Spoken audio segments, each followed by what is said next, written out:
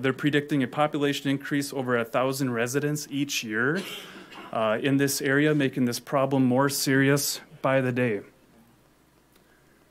This picture was taken today. Here's a perfect example. 43rd Avenue, there is Silver Boulevard. There is a new elementary school to your left, new subdivision to your right.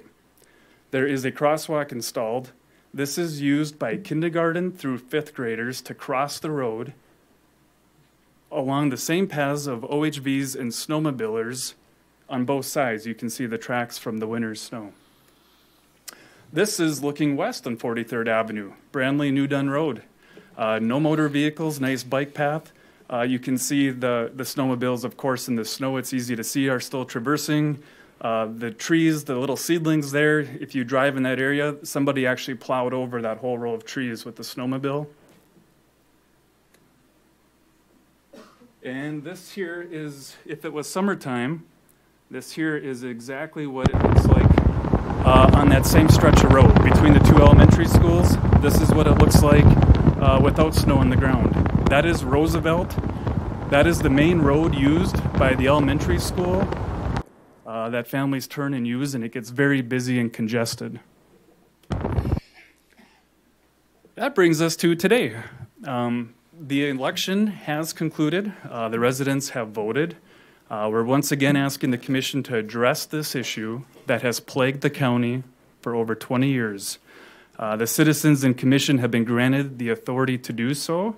So today, tonight, whenever we can, it's just time to act, to keep moving forward on this. And if there's any questions, I'm sure those with our group in the audience or myself, I could answer a question, but I think this is beneficial to everybody. Thank you. Any questions? No, that's pretty clear. I'm still not clear what you're asking us to do, though, tonight.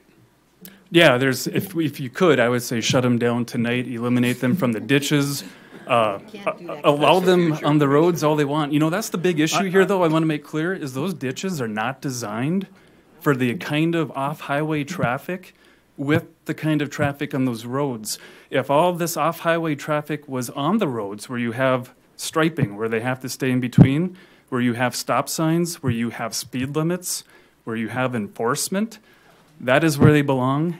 The ditches were designed to hold snow and to prevent environmental issues and runoff, not to handle that kind of off-highway traffic. I think it's pretty safe to say that we should be asking staff to start drafting applicable ordinances. I think we're going to want several departments to work together on that.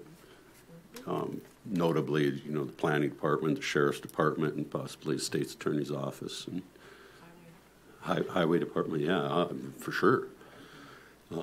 Because it is a process that's going to take some time to put together the things that we know we have to do to address the law enforcement issues and whatnot. And I don't think anybody's under any misconception that this is going to happen overnight. But it's clearly an issue that the citizens feel strongly about.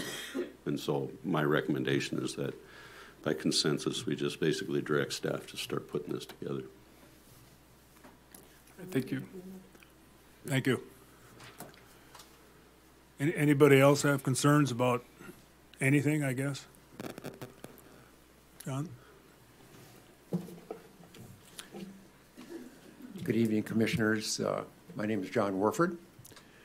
I live in Bismarck, and I own a ranch property in northeast Bismarck in Naughton Township. I'm here to request and to bring my story with regard to my experience with the Summit Carbon Solutions Pipeline Company. And I'd like to request this commission to look into the logistics, the process, to get it on the radar screen so that if it is deemed worthy on the part of the commission, that you consider creating an ordinance that would prevent eminent domain, taking a property, and the associated issues with the carbon pipeline company. And if I may speak, are you okay with me speaking? Yeah, we're okay with that. We did pass Yeah, a resolution several months back that all 5 of the commissioners had opposed The use of eminent the use of eminent domain. And at that time, we were told that that's as far as we can go. That And it was basically window dressing. correct. Right. It was, okay. Right. Yeah. that- Is that there an was- ordinance with it? And there's no ordinance because we don't have that authority until now to create an ordinance. That's why I'm here tonight, because I think, it was pretty monumental. Just so The- you know where the commission's at. Absolutely, right, the home rule chart. So what I'm suggesting is just bringing information to you so that you could begin the process of creating an ordinance, because I know you did, and thank you for passing the eminent domain thing. So I first received a letter in September of '21. Was a generic letter from Summit Carbon Solutions, where they indicated that the property that I own north and east of Bismarck, that it is will be located where this pipeline is going to go. So I called the engineer on the 800 number, and I said I'm not interested in having this pipeline on my property. Nothing happened until April of this year. April 2nd, I received communication from Summit Carbon Pipeline. They indicated to me that they wanted to have an easement to go through the property to put a half-mile pipeline. They wanted to have a 50-foot setback on each side, and they wanted me to sign this easement. They offered money to do this. This is across a pristine pasture land with native grass on it. It's never been broken, and I choose to keep it that way, and I did not want to have it scarred up by a pipeline. I said no. They had landowners' representatives get in touch with me last summer, and the change went from a half-mile request up to a mile request on my property.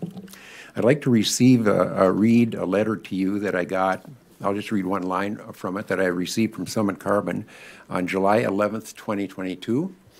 This letter was wanting to have access to the property, and they wanted to have an easement. And I'm going to read the last line of the second paragraph. It's from the right-of-way manager of North Dakota. This line said, "If we have not received an executed permission form or other response from you within 10 days, Summit will be forced to explore alternative means for accessing your property." I thought that was a threat to me, a threat of maybe using eminent domain, taking my property, or at least trespassing on the property.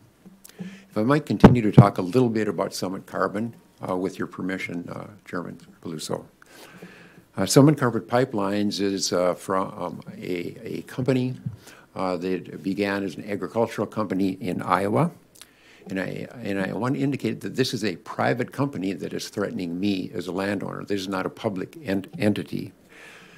Summit Carbon Solutions has never done a carbon pipeline before. This is their first pipeline. I'm concerned about unintended consequences that take place from a first time in doing things. It's a $5.4 billion pipeline. They intend on spending $81 million in Burleigh County putting this pipeline in. They will get $1 billion of profits each year that come from government subsidies. In other words, our tax dollars are paying for their profits.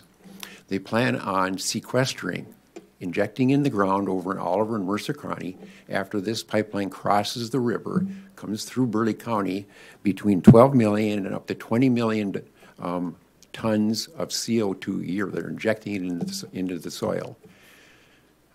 Are there going to be some unintended consequences over there? I'm sure. They have never done a 24-inch pipeline before. All through Burleigh County is a 24-inch pipeline with extreme pressures, Chairman Peluso. So this is a 2,000-mile long pipeline starting in Iowa, Minnesota, South Dakota, through North Dakota, crossing the river and going over into Oliver and Mercer County. They have paid out so far $200 million to landowners. I'm concerned, if I might continue, with three things. I'll try to be as quick as possible, but I was asked to be maybe a spokesperson on behalf of my property, which is in Naughton Township. We had a township meeting, and 100% of the Naughton Township residents do not want to have this pipeline going through Naughton Township. Safety, the taking of property, and I think the negative effect on the expansion of Bismarck and Burleigh County. I'd like to talk just briefly about the safety. Carbon pipelines are different than oil pipelines. If an oil pipeline has a leak, it leaks out over the ground, it hurts the environment. If a CO2 pipeline has a leak, the liquid becomes a gas. CO2 gas in small amounts, it's in soda pop, it's good for you. Large amounts of this, it's an asphyxiant. It means it displaces the oxygen in your lungs, and if you're exposed to a CO2 leak from a pipeline, you die, or you'll be maimed, or you'll be very sick. There is a history that this has actually taken place. If you can look it up on the internet, it happened in Mississippi, 2020. Over 200 people were sickened. Double digits of people died from a pipeline. I ask you to maybe Google. You can take a look. You can Google a pipeline burst, and you can see this huge geyser coming out from the pipeline. CO2 is heavier than air, and so it goes along the land, and it disperses throughout the land. So we need to be concerned about the safety of leaks.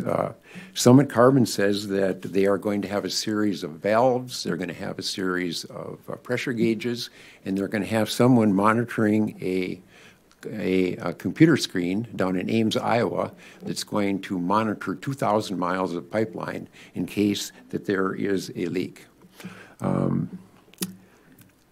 So it's not if, but when there's going to be a leak out in Burleigh County of a 24-inch carbon pipeline if it goes in, if we do not have an ordinance. So how fast can they turn it off? Have there been computer glitches before? I submit to you that there are a lot of unintended consequences. If you do the math on this gas coming out of the pipeline, if we have a 30-mile-an-hour wind, in 1 minute, that gas will go a half mile. In 2 minutes, it'll go a mile. In 6 minutes, it'll go 3 miles. My property is less than a mile from Naughton School. This is a functioning school of the Bismarck Public Schools. There are between 30 and 40 kids go there. 3 of my grandchildren go there. Within 1 or 2 minutes of a pipeline breach on my property, this gas could go there, if it's a south wind, up to that school. Silver Ranch is about 3 elementary school. Silver Ranch, all of Mariner's properties, all of these properties that could be affected by the cloud of CO2 gas is within a few miles of the pipeline. Talking about emergency responses, how is someone going to respond to the emergencies? Rural fire going to need to go out there? They can't patch it. So essentially, an emergency responder is going to go out there and pick up victims, take them to the hospital, or take them to the morgue. So I think that the emergency response plan of Summit is to hope it misses, if there's a leak, I hope it misses the people, or I hope it just disperses without anything. I'm not talking about, I'll be brief, not talking about crossing the Missouri River or the first time that this has ever been done. Taking of property, you've addressed that issue before. I'll be brief again, but I think that it's un-American that a private company should take my property, put a pipeline on there, scar my land, and decrease the value of the land.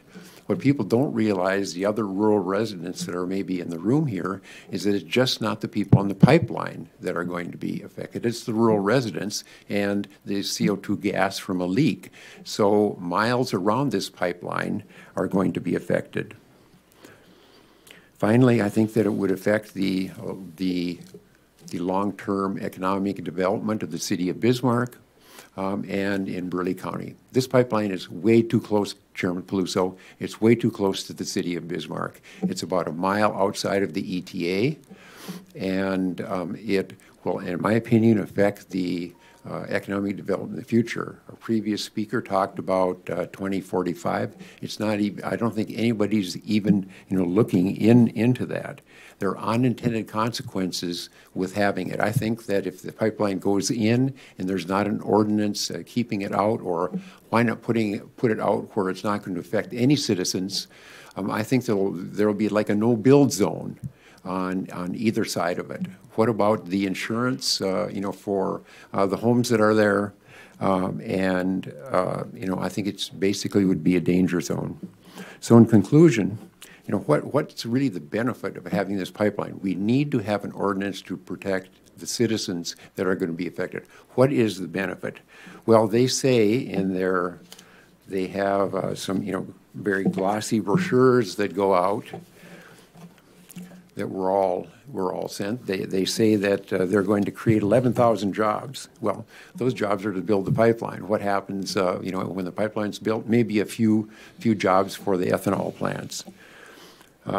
What about the increase in property taxes? They say in the brochure that there'd be $400,000 of property taxes brought into Burleigh County. I submit that pales in comparison to the decrease in the value of properties in the city of Bismarck. So in closing, what is the benefit? Why do we need to have an ordinance, and why should we begin that process for the ordinance? The benefit of this pipeline is for 31 ethanol plants that are in Iowa, Minnesota, and South Dakota. There are 31 ethanol plants, and one in North Dakota, Gary Tharlson's plant, just at Castleton. So there are 32 ethanol plants that will benefit by being able to create green ethanol. This green ethanol then will be sold to California, and they propose to California and Oregon. The silliness of it all is the California legislature just passed legislation saying that after 2035 they're banning internal combustion engine cars. It's all electric after that. So, I mean, it seems, rather ridiculous. The benefit will be to Summit Carbon. They make $1 billion a year from our tax dollars. It just does not seem to make sense. The green ethanol, it's the same ethanol. It's just that they it's the same ethanol they sell, but it's green because they send the carbon dioxide through this pipeline through North Dakota with really no benefit to North Dakotans, certainly no benefit to anybody in Burleigh County, so that corn farmers in Iowa and the ethanol plants can make more money, and Summit can make money from this. I'm opposed to it. I think I'm being wronged as a citizen in Burleigh County. I very respectfully ask this commission, and I know we're in a transition between this commission and another commission, but if the process could be started here and then transition to the next commission so that attorney lawyer can come up with a suitable type of ordinance to protect me and my fellow citizens, I would very much appreciate it. Thank you very much. If there anybody in the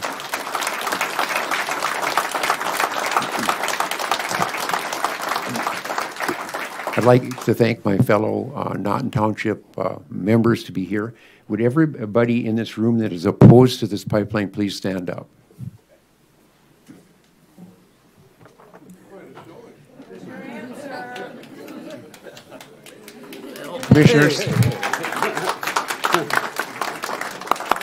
Commissioners, we need to have an ordinance. Commissioner Peluso, Chairman Peluso. Thank you very much.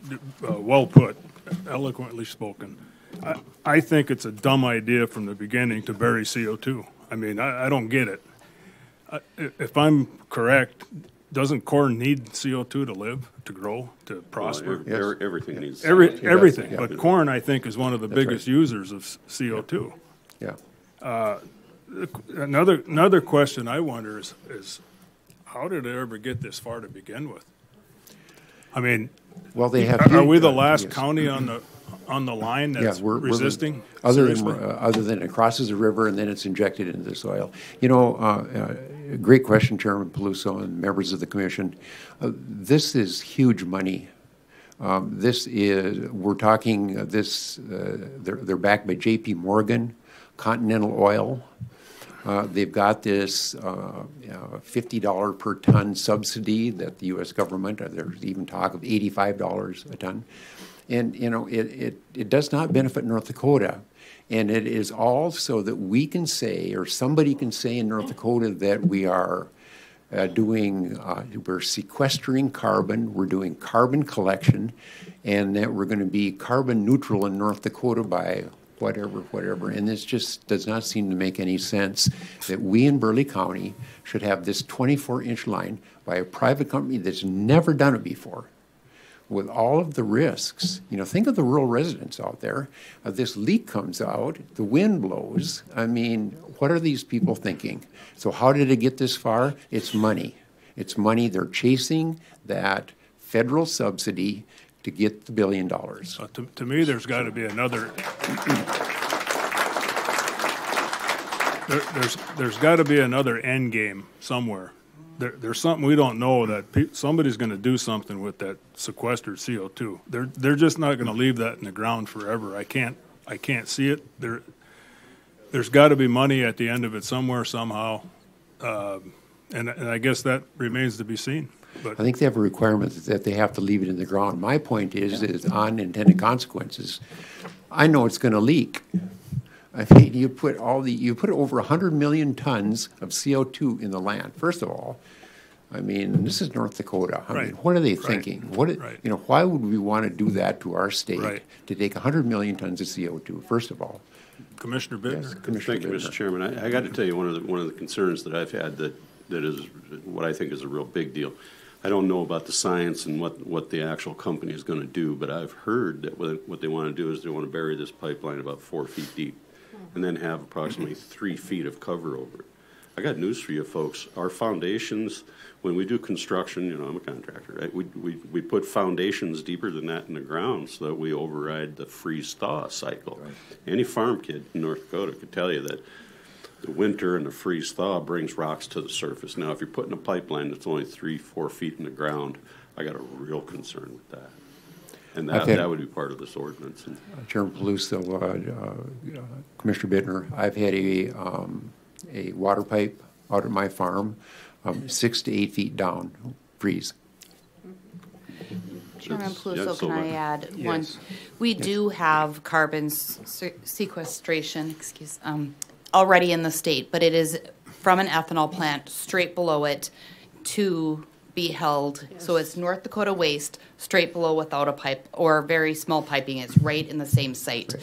I'm not saying I'm against all carbon sequestration or carbon capture, but I do have, like you do, grave concerns about taking waste from other states. I'm from Mercer County. I grew up in Hazen, and putting it in my hometown county through the county I reside in now.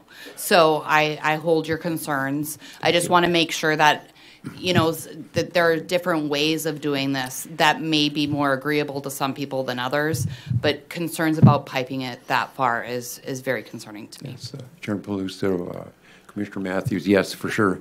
In speaking with our federal delegation, which I have spoken with them, they indicated that this subsidy was not designed for summit carbon. It was for exactly what you said, for the small ethanol plants, short lines, 8-inch lines in rural areas where it's not around houses and threatening people, and helping our coal industry. That's what it was designed for, and these people now have done a about shift. It's basically a shell game. It's a shell game to take this carbon to help the ethanol plants in Iowa and the corn farmers in Iowa. And we're not talking mom and pop farmers down there. We're talking 10, 20, 30, 40,000 acres of corn. They're going to benefit, not our farmers. The farmers in Burleigh County, we have family farms here. We're not these big, huge corn farms. One other thing, Chairman Peluso, if I can continue, and Julie, you might need to back me up on this, so If it is my understanding for any ordinance, and this isn't just this issue, but any ordinance, we cannot supersede a higher entity, such as if the state has an ordinance for speeding, we can't say we can charge more, or if the state has a certain law, we can't. So we do still have restrictions from higher entities or higher governances about making ordinances. Is that correct? That is correct. Thank you. So I don't mean to put, I don't want to put, but I'm just saying, that's why Julie, our state's attorney, is involved to help guide us in making those decisions and what is within our authority with the ordinances. I think some of the immediate decisions we could make is how they pass under our county roads. I think we can deny second approach permits and third approach permits at where they're asking for them. I mean, there's things that we can do to deter what they're trying to do. I don't know if they want to go under 4 feet under our roads or not, but that wouldn't be acceptable. Thank you. You know what I think we should do?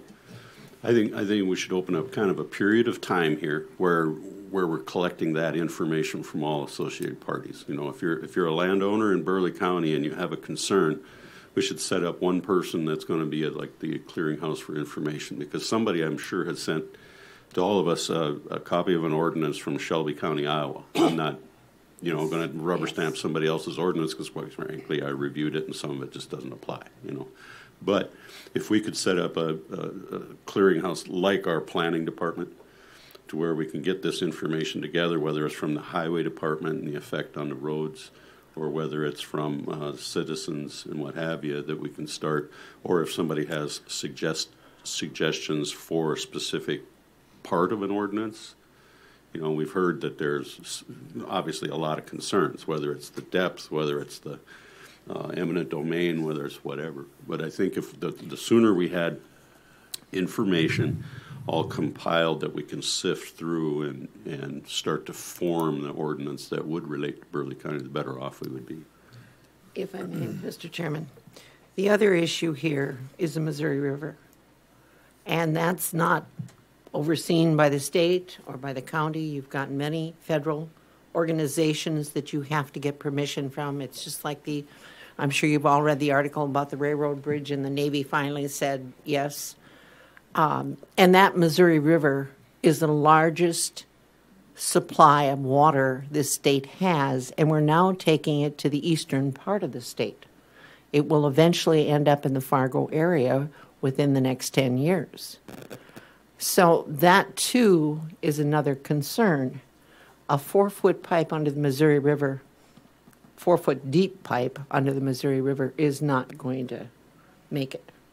No, had that pipeline been in existence during the 2011 flood, you'll recall that scouring was way deeper than that. So, I believe it was down to 40 feet in points. So where's the state stand on all this? Have they approved it? Have they? Wasn't it their just blessings? Filed with the PSC, I believe. I It was think we just got filed an email. recently? Chairman Pelusa, and I'm not totally knowledgeable on it, but they have filed with the PSC for a permit to do it. The other ploy, I think they filed 2 different routes, so to speak, and they're asking for a permit from the PSC. They're also asking for what, as I understand, what's called common carrier status, which allows them to be treated as an oil pipeline, even though they're private, but they would then be treated as an oil pipeline as a common carrier, and then they can use eminent domain. One of the public service commissioners has recused herself from this already, as she is a participating landowner, or their family is. There's a second initiative as well in the legislature, but time is of the essence.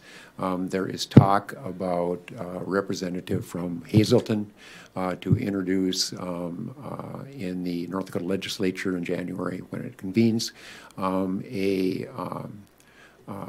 eminent domain law for carbon pipelines, specific to carbon pipelines, because carbon pipelines are different than oil pipelines. Thank you. Anybody else want to speak up or have anything to say? Commissioners, I just want to One thing that was in this gentleman's presentation that he did not mention is North Dakota Century Code 56-1, I think it's 56-17, no, 56-06-17.1. There will be no taxes on a CO2 pipeline for 10 years, of the first 10 years of operation. Yep. So it's in North Dakota Century Code. So go ahead and look it up. So that $400 and some thousand, don't worry about it because you're not getting it. Appreciate it.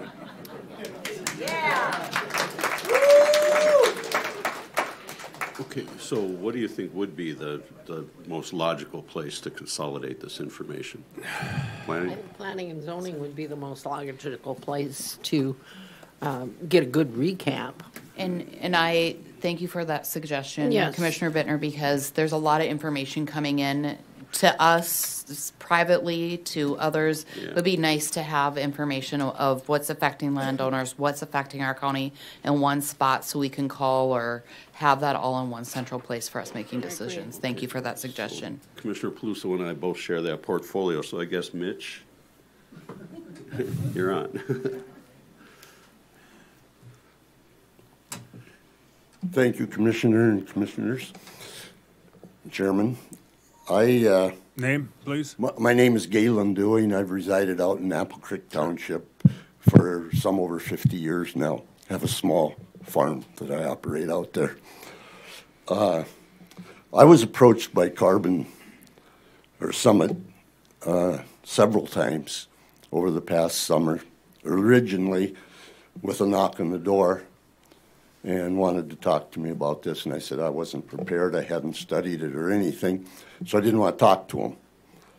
So I sent him on his way. Then I get in the mail an easement, and then a call to sign the easement, which of course I said no, I wasn't going to sign the easement.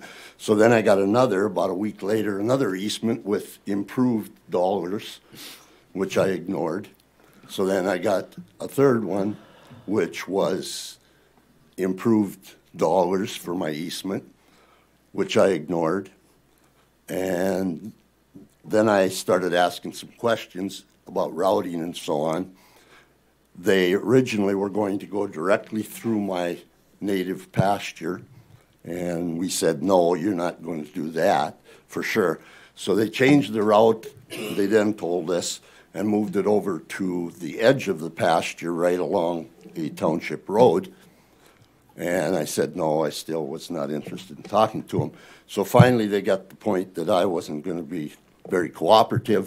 So they moved over another mile, which put it right on the edge between Apple Creek Township and Boyd Township. And the funny part is it follows that section line north for a ways, and then juts back to the right, back east. And then before it goes north and then at an angle through several of the subdevelopments that are already North Bismarck, not to mention future ones. But so I started studying this a little bit. I'm no expert on it. I'm not an attorney. I'm an accountant. But I do have some experience in some of the financial side of power plants and transmission lines and all this. I do know that the state of North Dakota and other entities too, I think, have requirements that when you build a power plant, at the time you build it, you have to start putting money away as you operate it for the possible decommissioning of that power plant. Right. So that's available. No such requirement is being put on Summit. So they can lay a 24-inch pipeline under our ground, and if for any reason they decided not to operate that any longer, it's no longer feasible, the laws change, whatever, they go broke, they just walk away. And that 24-inch pipeline is still under farmers and other people's properties. What happens if, like has been pointed out here very rightly, the freezing and thawing of North Dakota, that pipe ruptures sometime. There's still some poison in it. And then some regulators from the EPA or health departments or whoever comes out and says, that pipeline's got to be removed. Who's going to pay for that? Is that going to be up to the responsibility of the the landowner whose land was taken from them through eminent domain without any concern? Or is somebody going to step forward and tell Summit, no, you have to start putting money away as you build and operate this so that you can remove it when the time comes it's no longer wanted? Nobody's even thought of that. There's been some discussion here tonight about what authority the county has to make resolutions and so on that. And the statements have been made that we can't preempt something that the state has done or the federal government and so on. Well, this has been addressed from what I'm able to find out, and I'm certainly no lawyer, but from what I understand, the safety regulations on this have been given to the federal government to make safety regulations, and the states and local authorities cannot pass ones that are less stringent. They can because of certain local areas and so on, and schools and churches, they can pass safety regulations that are more stringent than what the federal government has in place. The other thing that's very important is the federal government, from what I'm able to read, cannot preempt states or local authorities for such rules and regulations as setbacks, zoning situations, and routing. Federal government has no say in that.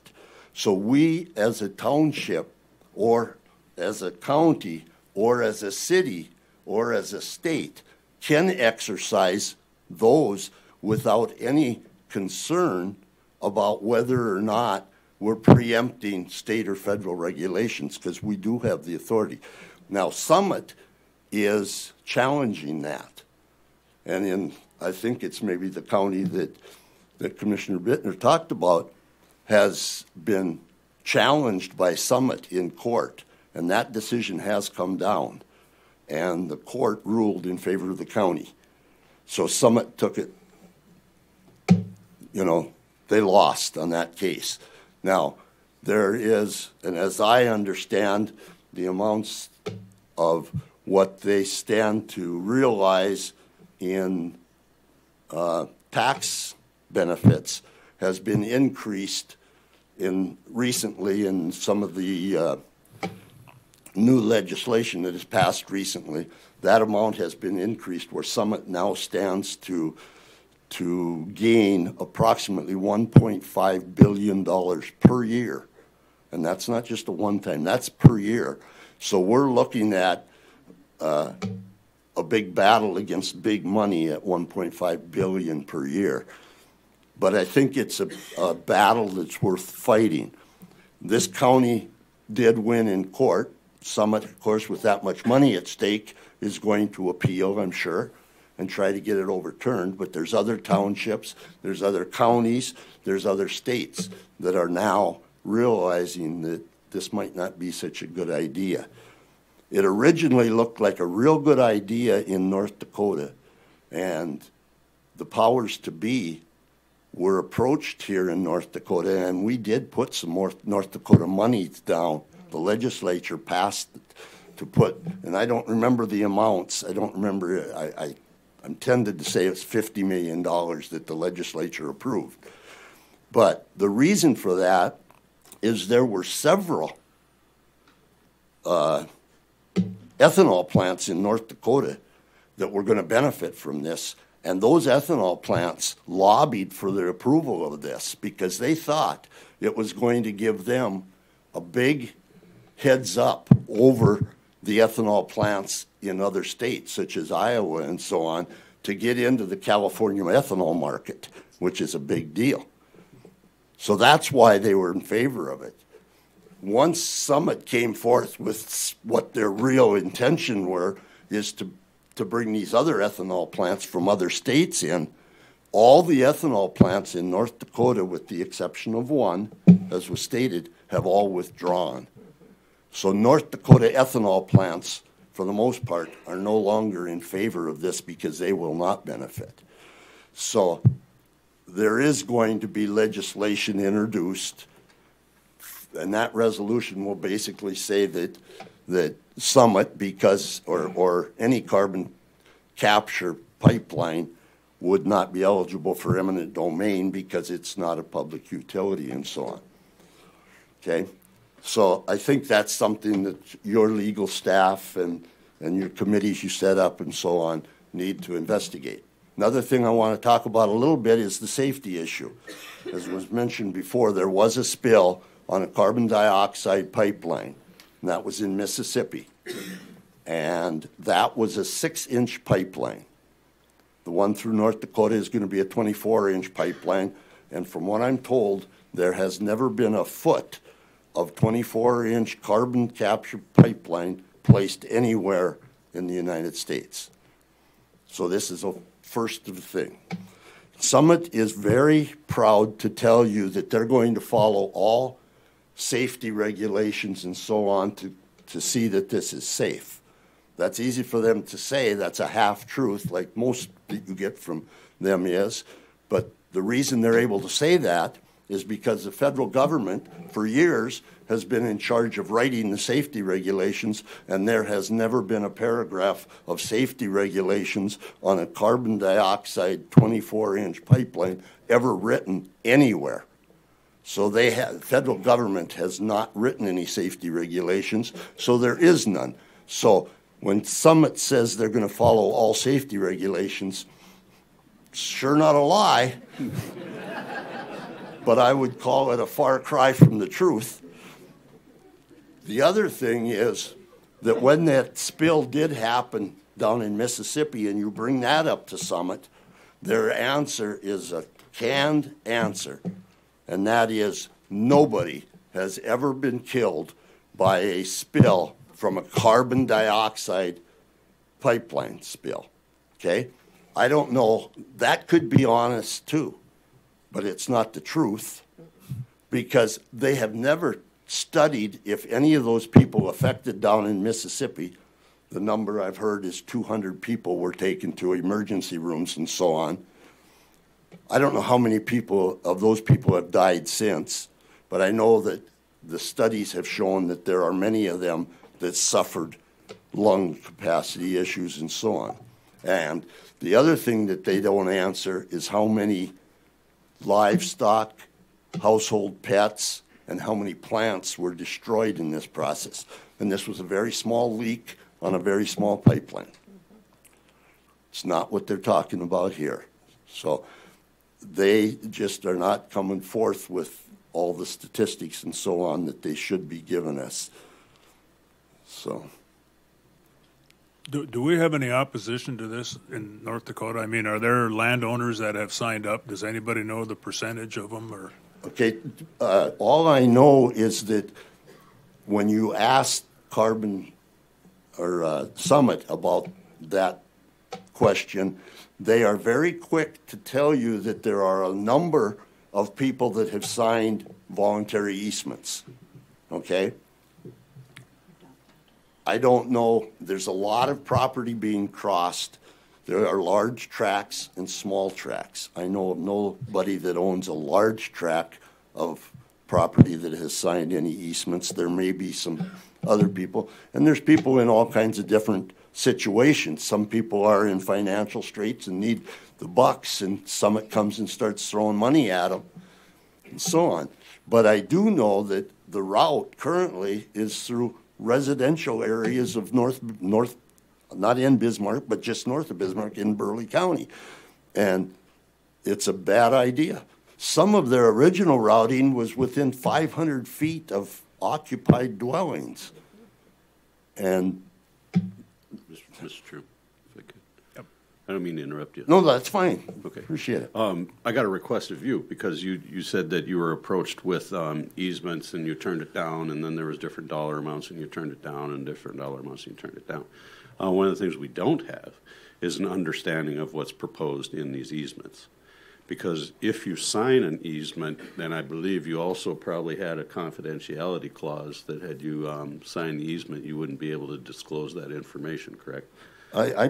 I'm sorry, Commissioner, I can't really even answer that because I did not take the time to read their easement offer very thoroughly. Well, That's typically what happens. You know, I was saving it in case. my understanding- In case we had a shortage of Charmin or whatever. Yeah. Well, okay, my understanding, it's pretty funny, Galen. My understanding is that if you sign an easement, you have a confidentiality clause. And so I think it would be helpful to us to understand what the company is proposing to county residents in these easements. And if you wouldn't mind sharing that through the county planning department.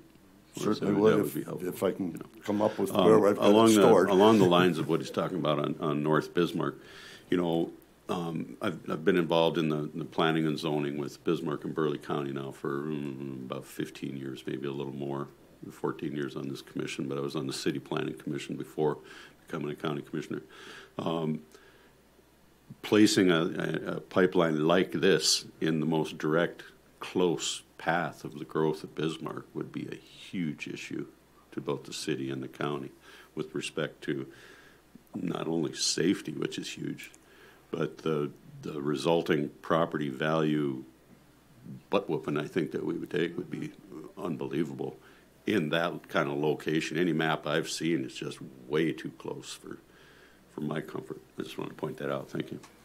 I'm sure, Commissioner Bittner, that the amounts we would lose in property value and property things would far surpass anything that we're going to end up getting from Summit and their In 10 property years. tax issues.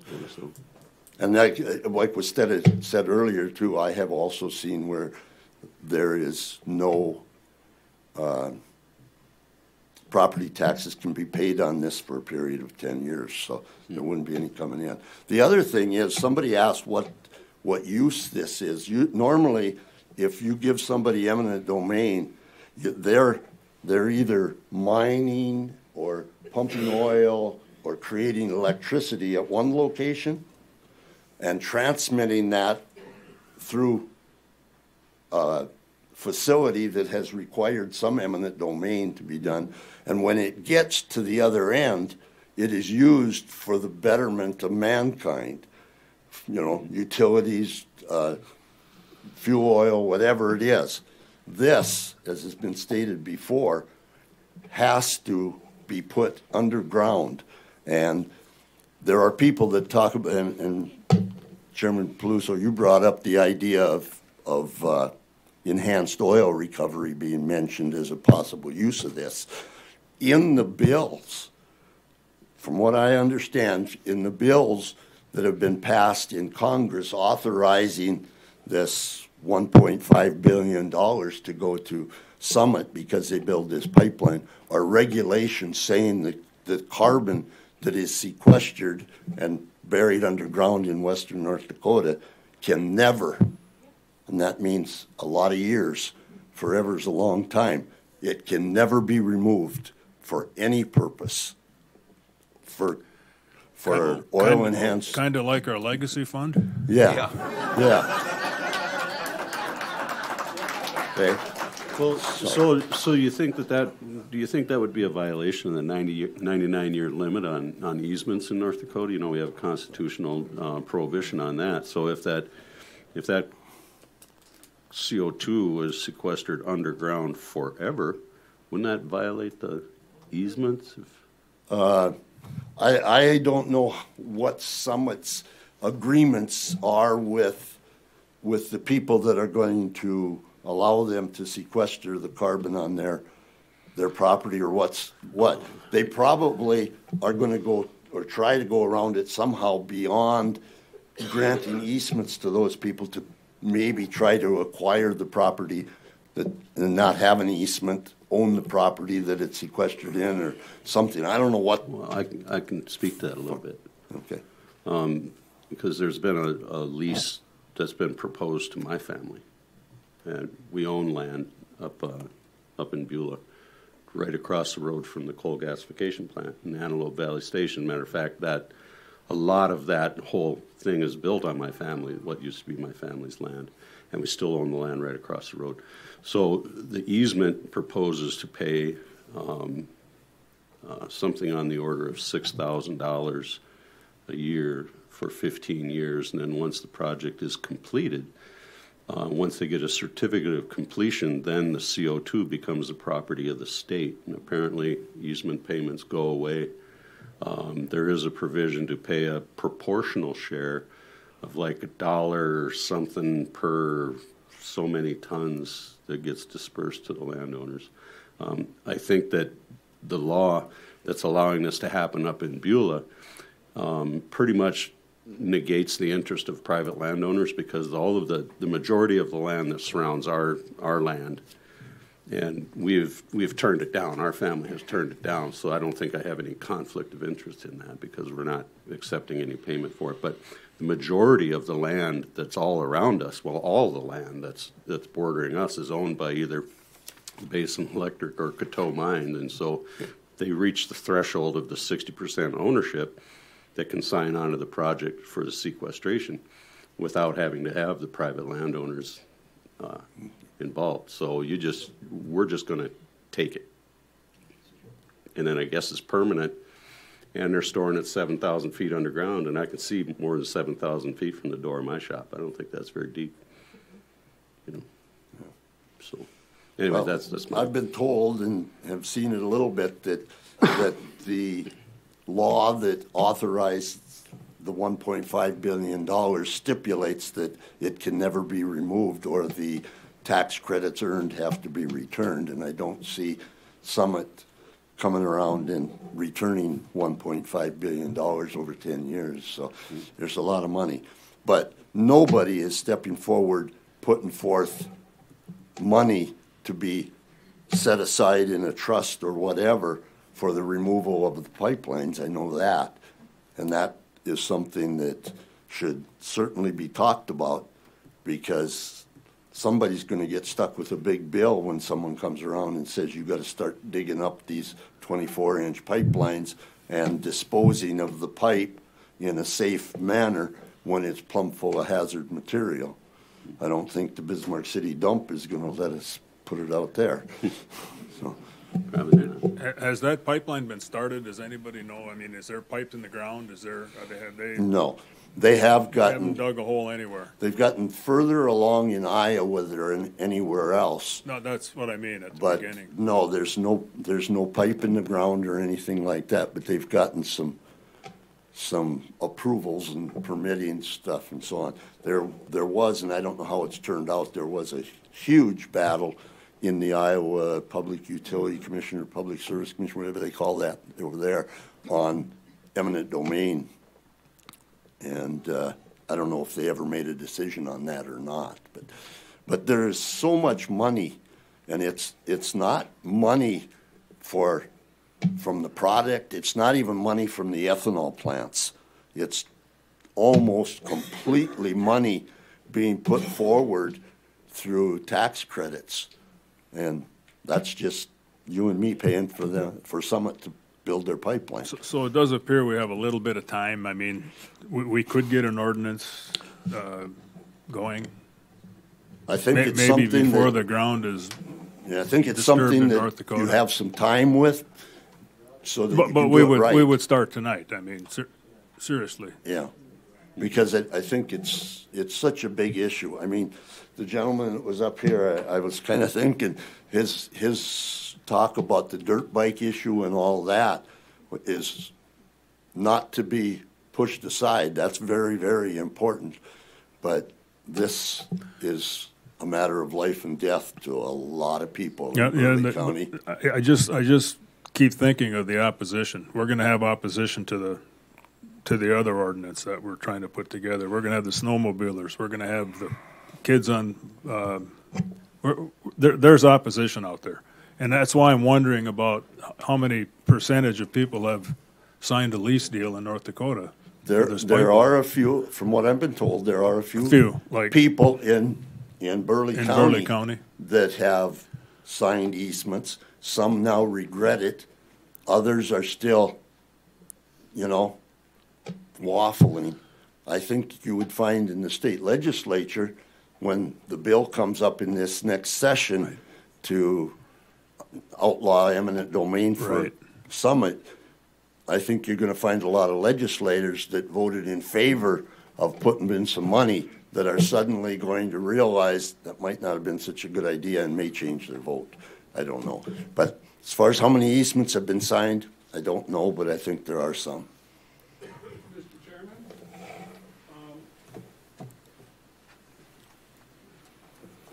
Yeah. Thank you so Really much don't for wanna your hear time. this. I appreciate it. Thank you, thank you.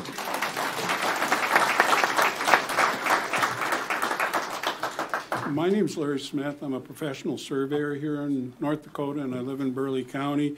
And I did some research late this morning. There are 32 easements signed in Burleigh County for this.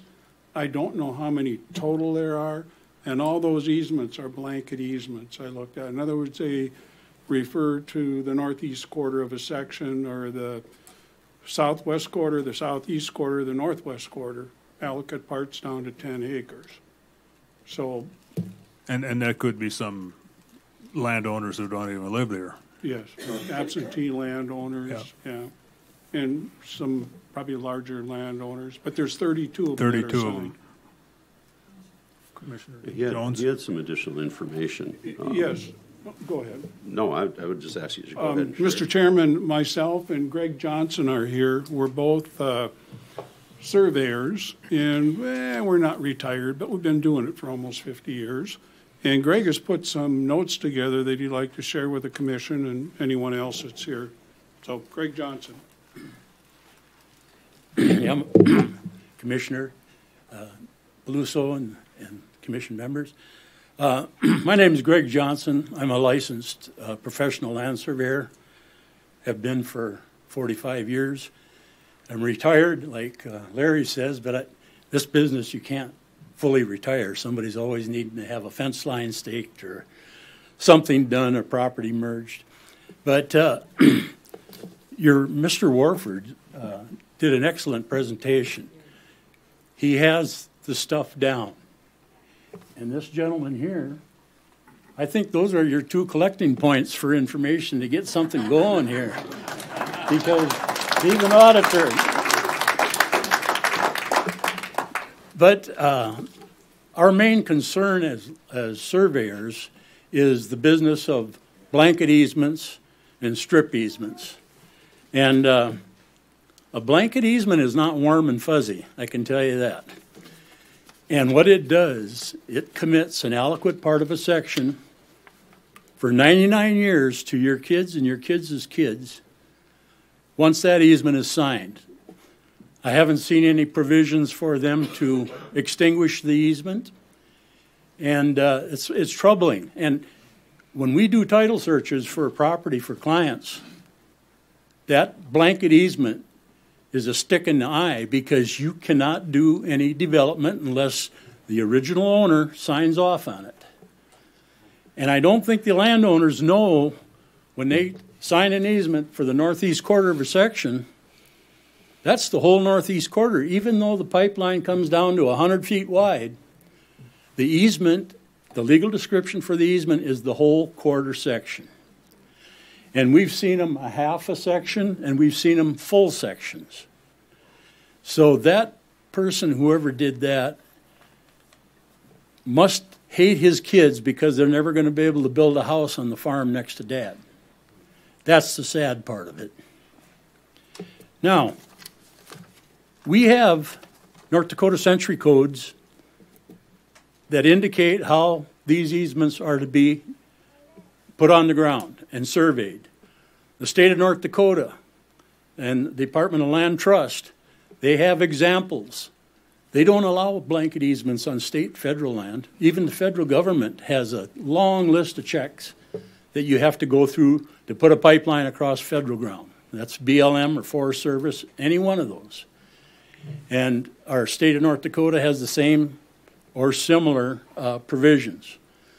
Larry did a little research and found out that Summit has some applications in for easements across state school lands, but they haven't been approved yet. They're just an application. But the state of North Dakota requires that they be surveyed and tied to the public land system so that they're retraceable. so that if Larry or I or any other surveyor goes out there, we know where that pipeline is at. It's tied down, rather than just saying, it's up there in the northeast quarter of the section. That's not the way to do work. Blanket easements should be thrown out, and strip easements similar to what the state and the federal government has adopted put into play. And I don't know how you do that. And I don't know the difference between an ordinance or a resolution. Can resolutions be served by this commission? They did it in Emmons County. That's what we did. Well, That's what we did before, yeah. And it was a simple process. They had over 40 landowners that came in and signed and said that they didn't want this pipeline in Emmons County. And the commission took a vote. It was a 5-0 vote. They eliminated it. And so Emmons County came out on top. And the chairman down there told the summons people, you might as well leave this meeting because we're not going to move on this. I'm not saying that's the way to do business. You guys know what you got to do to get things done legally and properly. But that's the stand they took. And it stood. They have a resolution. And I think there are a couple of other counties down toward Richland County. I think they have similar resolutions. Let me see if I got a copy of how they worded it.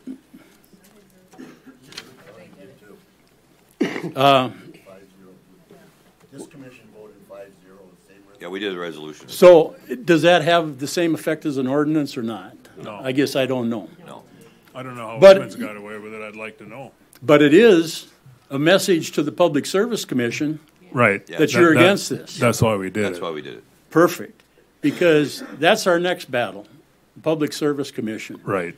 We've seen that Summit has got an application in to be considered a utility hauler of fluids and that sort of thing. And it hasn't been accepted yet. But if it is, then the idea of eminent domain goes to their favor.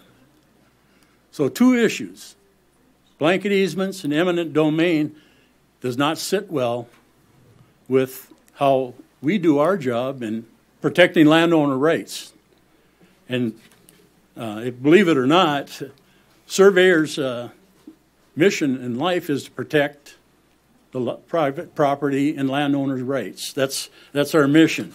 I had a little dog and pony show I was going to start out with here, but it's important to retrace the footsteps of the original surveyors, which we do when we come out and tie to a section corner and so forth.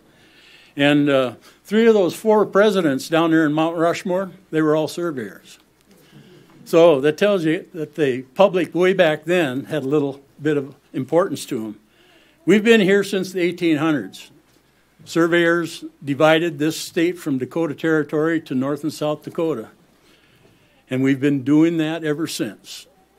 Every legal description, every warranty deed, every lot description that you own comes from these public land system corners that we establish and maintain. And that's our job. And we can't do it when somebody comes out and says, I got a blanket easement.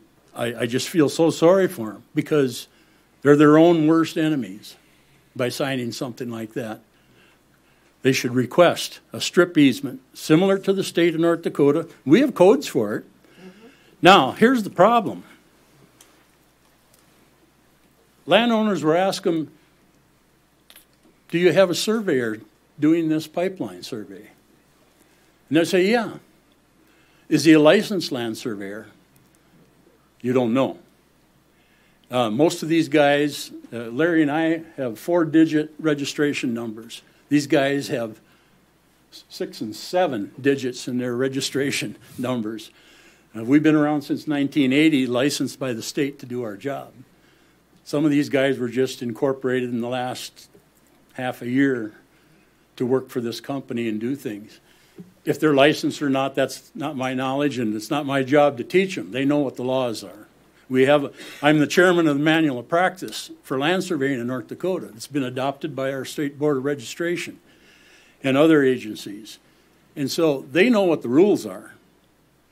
And I can tell you, once they start this construction, Larry and I will be out there making sure that those corners are filed in the courthouse, because that's the state law.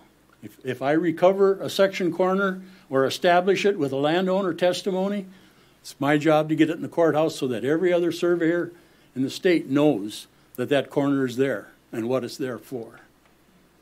We take that responsibility pretty hard. We got a code of ethics we got to follow. We've got the same amount of education as a doctor or lawyer. We've got to have 8 years to take the land surveyor's exam. So that'll tell you, we just didn't get it out of the bubblegum machine. We've got our easement standards too that Yeah, they need to follow. we have the easement standards. They're in the books. All they have to do, if you're a licensed surveyor, you have to follow that. But if you're a surveyor that don't have the license, our board of registration has no authority to come and do bad things to you. There's civil penalties that they could enforce. I was involved, I was a state investigator for the board of registration for about 10 years. And we had some issues in the oil industry where people were cutting across corners and all those sorts of things. And we took them to court. But they landed with their Learjets and 3 or 4 attorneys, and, you know, they got deep pockets. And so it didn't turn out to the best for us, but we put them on notice that we're going to be watching, and next time we'll be better prepared. What else we got, Larry?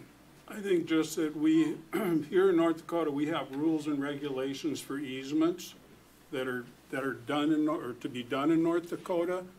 And those are rules that Greg and I need to follow. So if anybody else is doing it, they should follow those same regulations. If you guys don't follow them, who's the enforcement on you? Our state board of registration. Your state board? They will come Would they be the same with out of state? If they're licensed in North If they're Dakota. licensed. Just licensed in North Dakota? Yeah. If they're not licensed, there's no regulation. It's just like if you're out there taking somebody's appendix out and you don't have a doctor's license, the medical board can't do anything to you because they don't control you. They don't have that say. It's beyond their authority. And that's how it is in North Dakota for land surveyors. If you're not licensed to survey, there's nothing that board can do. They could do a civil. Well, then their blanket easements are null and void if they're not licensed. I would like to say that, yes. Yes. The interpretation is, let's say we have the northeast corner of section 16. Well, the minimum corners you'd have to have would be 3 in there. The north quarter corner, the north east section corner, and the east quarter corner. Some people say the center of section would not have to be set, but you'd need the west quarter corner and the south one, and those would have to be recorded. Some of us are of the opinion all 4 of those on that quarter monuments would have to be set, and that map signed by a surveyor. So otherwise, you could have anybody go out there and start pounding iron in the ground. Right. But the other lever that's out there is a company that's doing that work has to be licensed by the Board of Registration in the state, so the board could visit with that company too if some irregularities are found. Well, there's another Does that good answer avenue. the question, Mr. Yes, Chairman? yes. We have one other item. It's the Attorney General's opinion in 2017. It's called 27-L-03, dated May 12th of 2017. And that states that North Dakota Century Code 4319.1-30 makes it unlawful for a county recorder to file or record any map, plat, survey, or other document within the definition of land surveying, and that includes 30 items, the definition of land surveying. I'm not going to go through that with you, but I have it if you want it.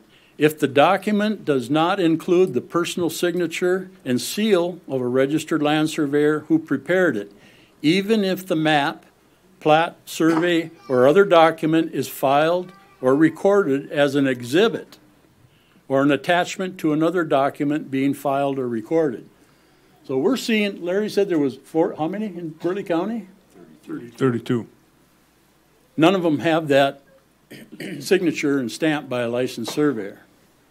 So they're in violation of Attorney General's opinion, and the recorder should not be recording those. And they know that. I spoke at the County Recorders Association meeting in Grand Forks in June, I and 2 other land surveyors. And we went through all this with them, and they were unaware that Attorney General's opinion was there. So there were some on the books already filed.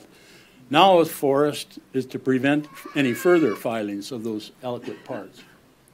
You said that was 27-L-03? It's 27-L-03. And it was by Wayne Stenjum in May 12th of 2017. Okay, thank you. I'll follow up on that with the recorder's office. I think everybody in the room is on the same page. I mean, we know where this has got to go. Could I ask this gentleman a question? Sure. Do you need the landowner's approval before you can go on his property to do your surveying? If I stay on the section line within 33 feet, I have the right to ingress and egress along that section line. But all these pipelines go to a northwest direction, so they're cutting across quarter lines, which I have no authority to. Larry and I would both have to have landowner permission to do something like that. Well, there's a pending trial right now of Summit putting surveyors out on a gentleman's property, and he asked them to leave and not come back. Well, they did leave, but they did come back, and he called the sheriff. As the sheriff pulled up, 4 of these so-called surveyors jumped in their pickups and took off. So they must have known they were doing something illegal. The 5th one wasn't quite as quick, and the sheriff caught him, and he was charged. And his trial will be coming up now in January. Just to give you another idea of how Summit is operating. The people they have out there are not legal surveyors and don't even pretend to be. Yeah, I think you 2 guys should run that collection committee for this board. Because you did an excellent job, Mr. Work. An excellent job. You covered all the bases, and you had the stuff down too. I guess I'm open, or if the commission has any questions. No, I think we've beat it up pretty good. Like I said, By the way, it's good to see you healthy again. Thanks. Larry? Right, any questions? More? We're done. Thank you for your time. We greatly appreciate it. Thank you. I don't...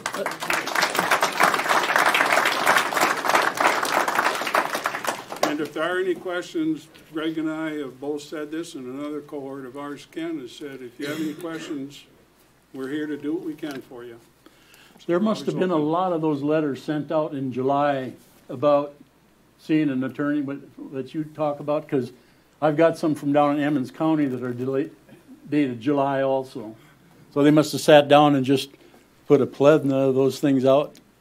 But I'm not real happy with the guy that's handling this. I don't know if I should bring that up in a meeting or not, but he's got a firm here in town. He's highly regarded. He's probably a very good, excellent attorney. He was chairman. He was legal counsel for the North Dakota Land Trust. He was legal counsel for the Minerals and Resources and the PSC. So I think he's got some conflict in there, because the PSC shouldn't be having a hired gun to do whatever they do out there. But I'm not real happy with this guy. They got offices in Mexico and China. Good old China, yeah.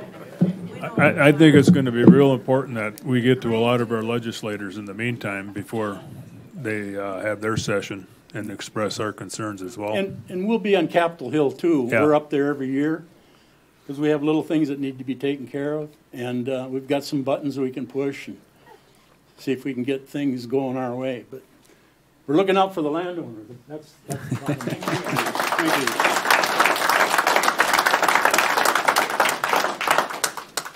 you. Well, that's why I thought it was important. Yeah, I guess at this point, where do we go? We're going to do everything we can do we already did a resolution.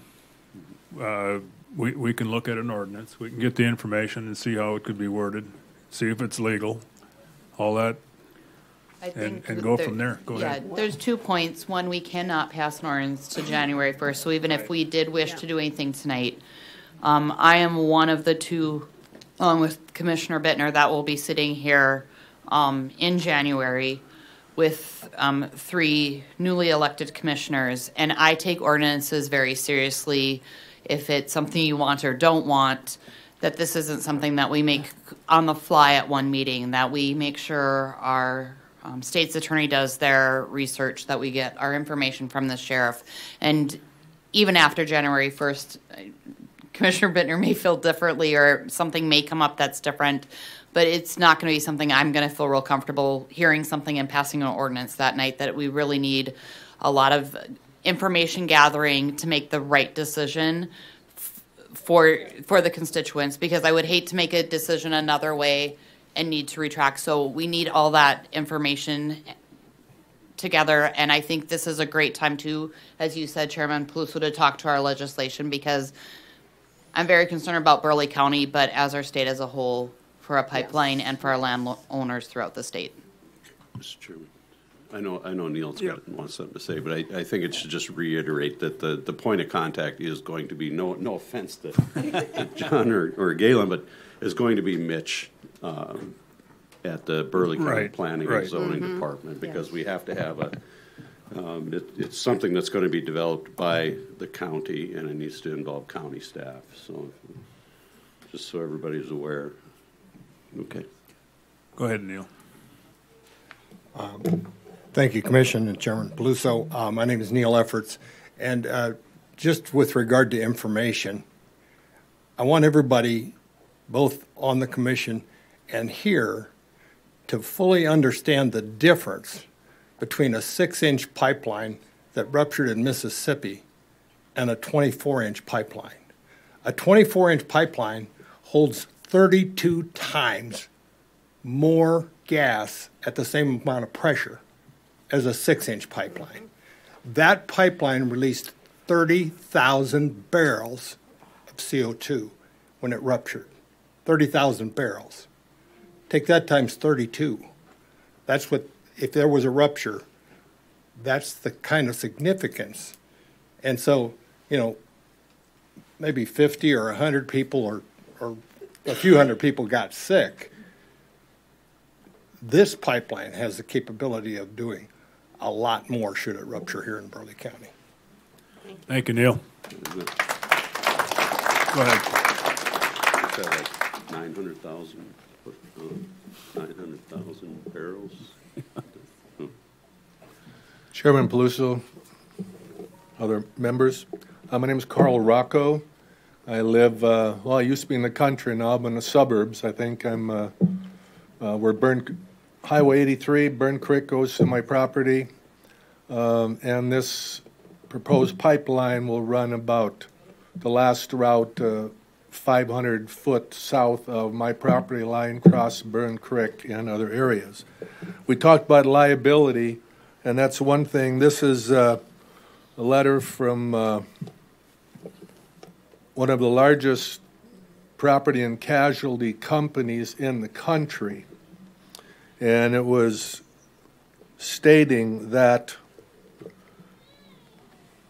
thank you for your liability inquiry on the CO2 pipeline expected to run through your property. And again, this was from, point is, coverage, liability does not cover bodily injury or property damage arising from the actual alleged or threatened presence, discharge, dispersal, seepage, migration, or release of any contaminants.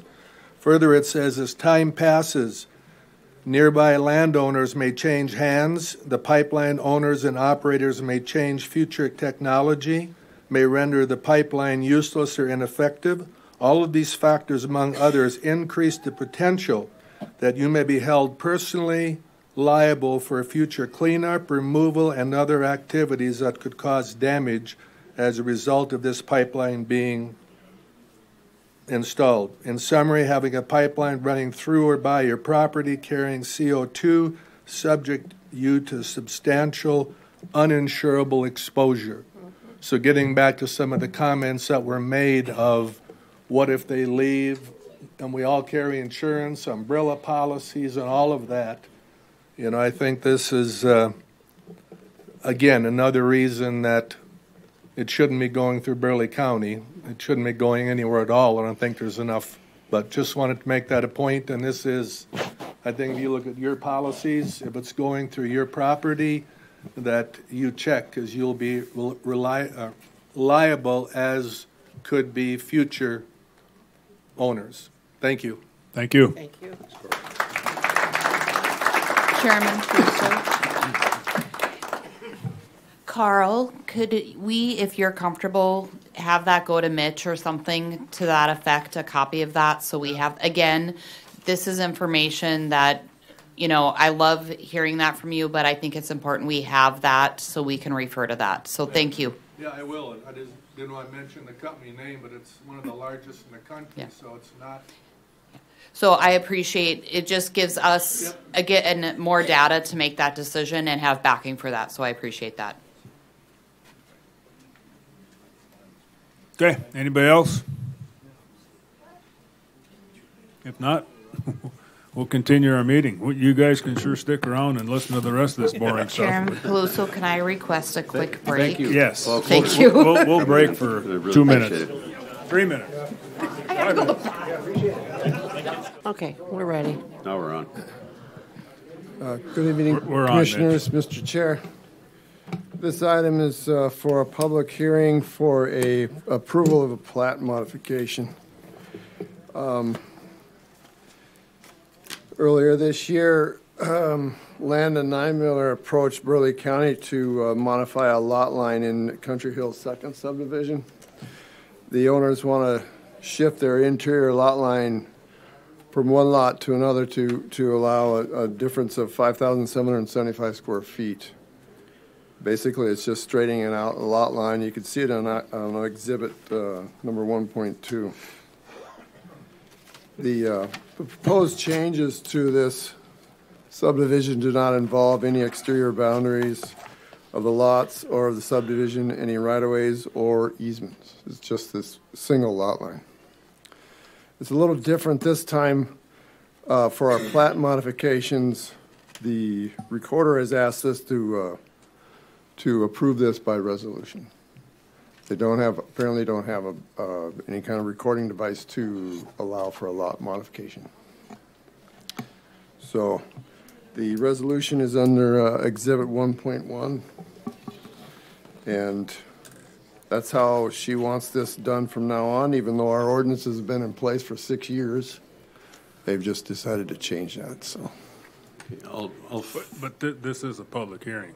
It is a public hearing, just to approve. We have to approve the lot modification by a public hearing. Right. But we need to approve it by resolution. Oh, wait until the public hearing is closed.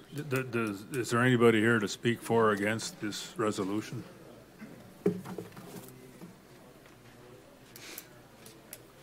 Thank you, Chair. Land and Nine Miller Swinson Hagen Engineering, representing the applicants here. Yeah, this was just to tackle a fence line situation. The property owners owned 2 lots. When they built their fence, they built it over the property line. At some point, they would like to sell one of their lots off, so we have just realigned their interior lot line to line up with the fence line rather than having it cross. I can answer any questions if you have them. No questions. Questions, commissioners? Thank you. Pretty straightforward. Thank you. One of the things, they own both lots. These 2 people, they own yeah. So there's no question of ownership here. So. Move approval of the resolution. It's still a public hearing. You didn't close it yet. The public hearing, is there anybody else to speak? Seeing nobody, will close the public hearing. Move proposed resolution. Second. Motion and a second to approve. Any further discussion? Hearing none. All those in favor? Aye. Opposed? Motion carries. I'm not real clear on the reason for doing this, though. I mean, the requirement of a resolution now versus what we've done in the past. Yeah, apparently they don't have any kind of in century code that spells out a plat modification or a lot modification approval against a platted subdivision. So they asked either ordinance or a resolution. it's, you know, what they've asked for, so. For the last 6 years, it's been okay, but now, you know. Well, that's because us three are leaving. Yeah. Right. But it's what they requested, and so. Item 5 on your agenda I requested that be pulled. The Glenview Township is not prepared to speak to the county board yet. I think they would prefer to speak to the planning commission, but Sure. they're not ready to come up and discuss this at this time. Mr. Commissioner Bittner. Thank you, Mr. Chairman. Mitch had sent me an email that the township wants to go before the county planning commission.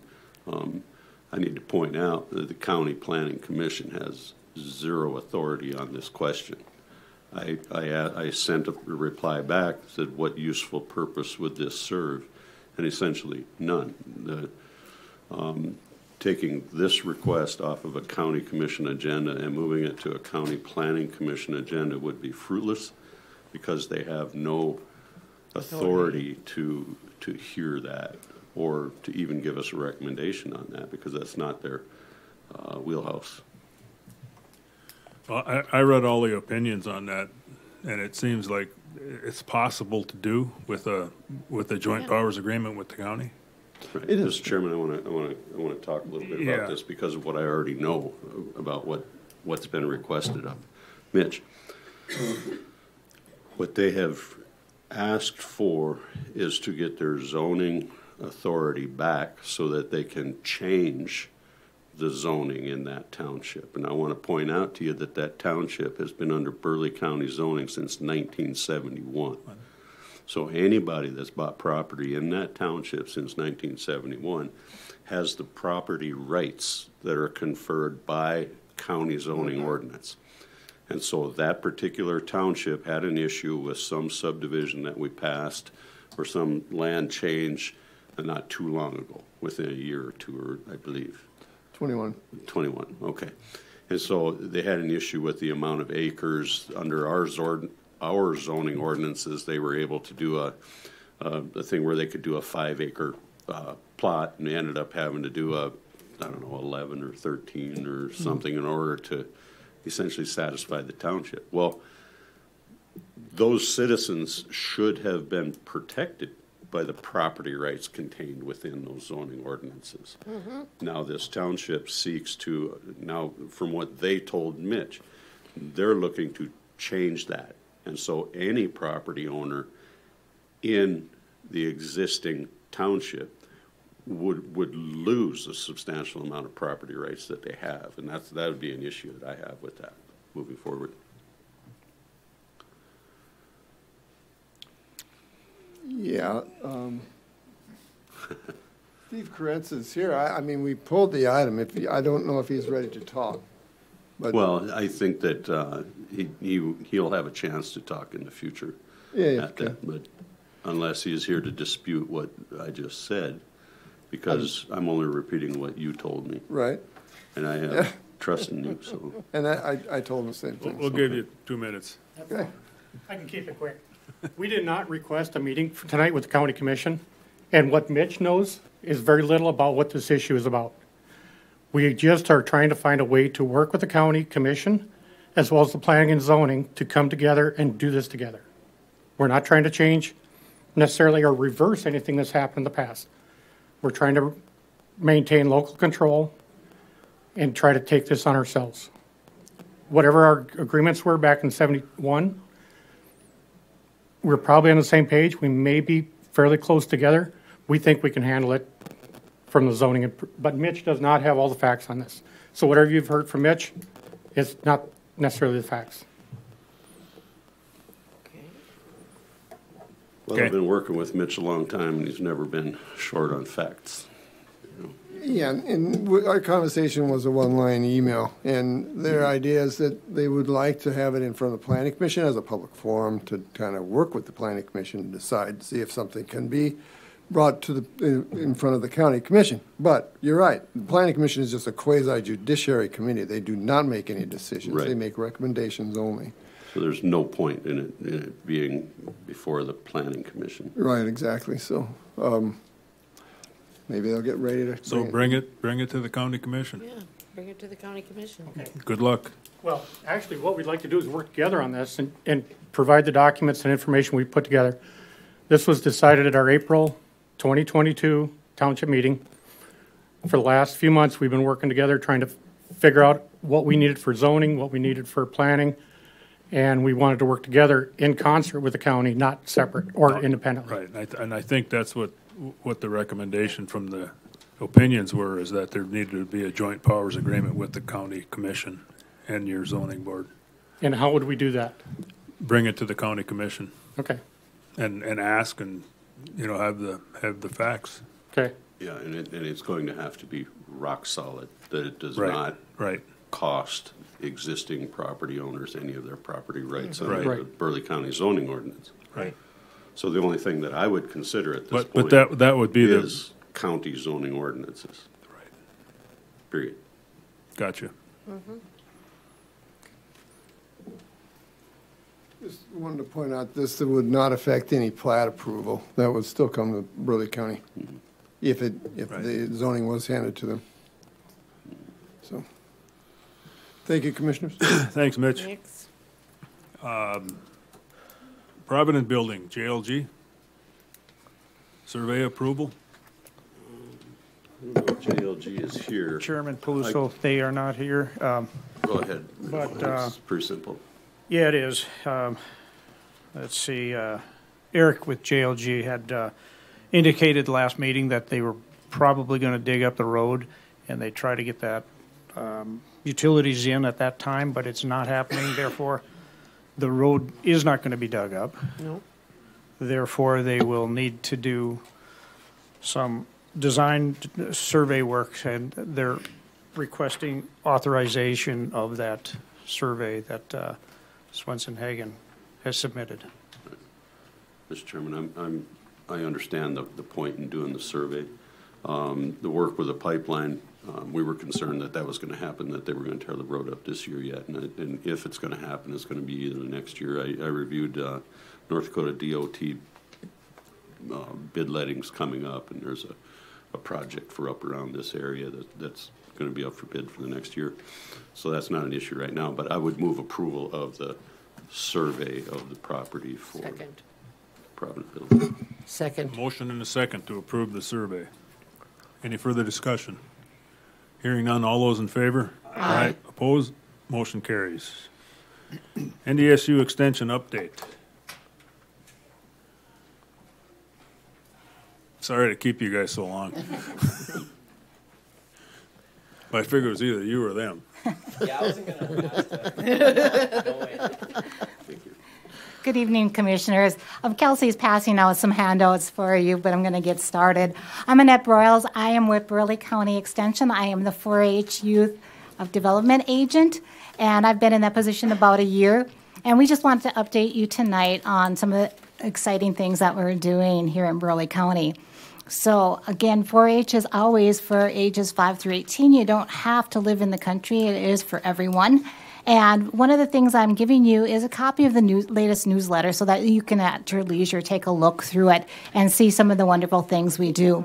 A newsletter is sent out to all the families every month, and so that they know what is going on both at the county as well as some of the state activities. And then we showcase also some of the clubs and what they're doing. You can see in there we had our fun night, which was our awards night, and then we had a photo booth, and all the families got involved in that.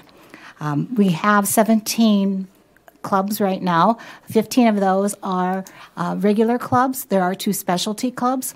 One of the clubs is Bowmasters, which is now maxed out at 60 members. We just had 3 new instructors trained over the weekend, and so it's up and running. We've had to close that club down because they can't handle anymore in the facilities that we have in the time. They're already running 3 shifts of kids through on Sunday nights. The other club that is specialty is hippology, the study of horses, and that's a little smaller club, but it is for those kids that maybe don't own a horse but want to be involved in learning more about horses. In addition to the clubs, they meet once a month. I also have project nights at the building once a month. We're going to be doing the STEM challenge tomorrow night. We're working on diving in or exploring into the deep, which is about an ocean glider. So kind of fun things. 4-H is a lot different than when I grew up in it, and so it's always exciting to explore some of those things. In addition to the 4-H things, there also I've gone to try to do some promotions to Biz Market. We've done parades. TSC has Clover Days.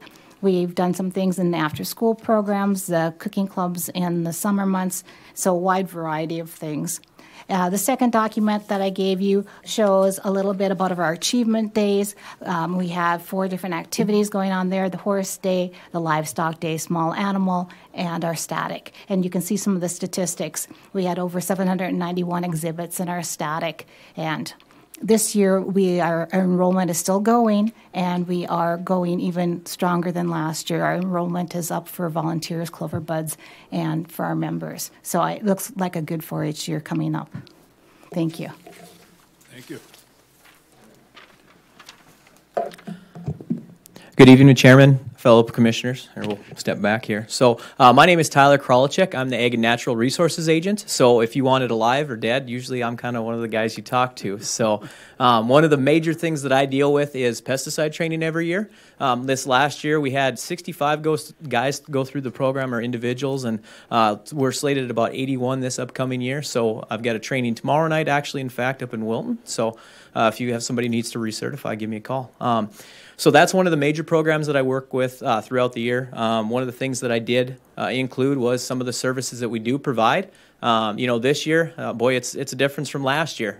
It was a lot less stress just from the sake of we actually got some moisture this year, at least before July 10th. So it made things significantly easier for most of the producers that I work with. Most of the effort that I spent was doing a lot of things with weeds. Right around Memorial Day, we had a huge influx of leafy spurge, so making some chemical recommendations to folks, controlling that, as well as wormwood, and then working with, obviously, our weed officer. I'm excited for when we get that one back into place so we can continue on with a little bit that we're going to do called Weed Watch. So when they get on, we'll get that continued.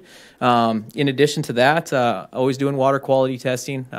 As a group with the fellow agents in the state, we actually won a national award in our Ag Association, so that was a great thing, saving cows. And grazing readiness is always something we do, and then again, weed and bug ID. So it's never a dull moment in the ag world. Thanks, guys. Thanks, Tyler. They keep the shortest for last, I think. I'm Kelsey Deckert. I'm the horticultural agent here in Burleigh and Morton County. So again, I serve both counties. I just provide to you guys on your sheet basically some program activities, different, I guess, kind of the statistics on direct outreach that I have, as well as indirect. And so that indirect includes a newsletter, TV shows, monthly news articles that I do, along with the noon show that all of us agents take a rotation on. But I wanted to highlight for you guys one of the programs that I guess I have a lot of pride in from this year that I did. It was in partnership with both Burleigh and Morton County Soil Conservation Districts, and it's a partnership that we look forward to moving into next year and building off this program. So just to give you a little bit of background, that Gardening 101, it's an educational series that was geared towards beginner gardeners. We learned through COVID, and even just in recent years, there's a lot of people who want to grow their own food, know where their food comes from, and start gardens. And so this was actually a suggestion from our advisory council to have a program for beginner gardeners. So we had 4 sessions throughout the year. Our first session, we talked about kind of gardening basics. So our topics were starting seeds, no-till gardening, and then recommended vegetable varieties for North Dakota. And each participant that night went home with seed starting trays and seeds so they could actually get started prior to the season. Our second session, which was in May, we talked about garden improvement. So the topics were attracting pollinators, safe and natural insecticides, no-dig potatoes, and tips and tricks to be successful with gardening. And so participants at this one did receive potatoes to go home and plant. Midsummer, we went and we toured some gardens within Burleigh and Morton County. We did 2 here in Burleigh and 2 in Morton. So it was just a great way for gardeners to see some different adaptive methods that we have. One of our gentlemen's life kind of threw a curveball and he ended up in a wheelchair. So it was good to see how he's adapted gardening to his current lifestyle. Finally, we wrapped up the growing season at Minokan Farm on August 25th. We talked about preservation, cover crop in your garden, and then a fall wrap-up. And so with this partnership, we were able to get some grant funding to provide transportation to those that were in this program for the garden tours. And on this last session, we also had incentives for those who have attended one or more sessions, kind of as a door prize system. So very well received. Like I said, there's some stats on the back just for you guys to see how many participants and what they all said about it. But if you have any questions, I will entertain those. Thank you for a wonderful job you've all done. Yes. Thank you. I think maybe this is the appropriate time to read this. It's from the desk of Arnie Zent. This memo is to convey my highest commendation to Commissioner Kathleen Jones for the work and effort she has put forth in managing the portfolio for Buckstop Junction and the surrounding county land in that area. I've had the opportunity to process hay where possible on that parcel of land, and I am so impressed with the way this area is kept up, from the community gardens to the way Bismarck Parks and Recreation personnel work to keep that location clean and inviting for the public's enjoyment. This fall, when I was processing hay on those grounds, I witnessed people enjoying the area. Some people were playing fetch with their dogs while the father was teaching their young son how to operate a child's electric Jeep, and others were just out walking in nature, perhaps bird watching or enjoying local wildlife. The beauty of the mowed grass, along with the leaves and the breathtaking colors falling from the trees, light up this area and no doubt draw people to just enjoy the outdoors. I cannot help but wonder about other portfolios that Commissioner Jones manages with the same attention as Buckstop Junction. I hope a replacement on this portfolio will maintain the area the same way, keeping that area clean and inviting for people to enjoy well into the future. On behalf of this Burleigh County resident and taxpayer, please commend Ms. Jones for her efforts and job well done. Thank you, Commissioner Jones. Well, thank you. And he also wanted me to present the letter to you. Well, thank you very much. And I want to thank the people of Burleigh County for giving me the opportunity and a few challenges along the way. But hopefully things will stay on track. And I wish you all well. And who knows, I might take a long vacation and come back. I don't know how I got through that without my cheaters. I don't either. That was tough. Thank you. He's a wonderful guy. He does a good job out there. Okay. Okay. Where are we at? Oh, we got it. Number 8. No, we're going to table number 8. Go ahead. If I could just Sure. state a couple of things before that.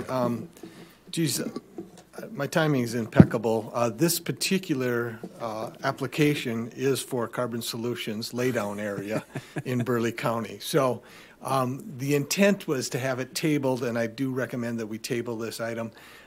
Originally, I was having it tabled so that the applicants could come before the board and explain why they wanted 2 versus 3 access points. But after we've just had the discussion we've had, there may be other reasons to table this until the board has had an opportunity to make a decision on how to proceed. I did also want to let the board know that the Highway Department has been approached by Summit on obtaining permits crossing our roadways throughout the county.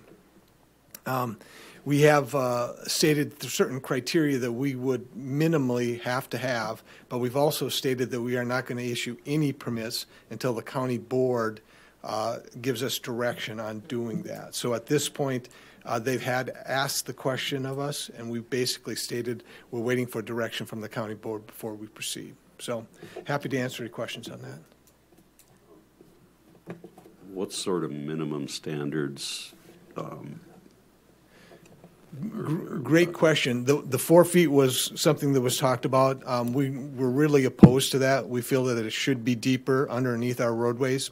In addition to that, all pressure lines within Burleigh County are encased We require that casing for any kind of not stormwater, but water lines, any kind of pressurized gas, any kind of, and that is something that's not being done in any other county or any other state. And so they're fairly grumpy with us right now that we are requiring that, but we feel it's a pressurized line and it has to be encased under our roadways. So those were the two big things that we're working with them on. There you go, commissioners. Thanks, So Marcus. tabling it would be the table our it till recommendation. whenever. Yep. Corrections to the 2023 Burleigh County Commission meeting schedule. Yep. Chairman Peluso? Yes. When we drafted up the one that you guys had approved in the prior meeting, we overlooked the fact that January 2nd is when we recognize New Year's Day for the county, and so we are not open. Right. And so we Move that to Wednesday. If we could. That's good with the commission. Finance Department discussion. I think Pam is here to kind of help with this. Just a little update. I'll let her go ahead. She's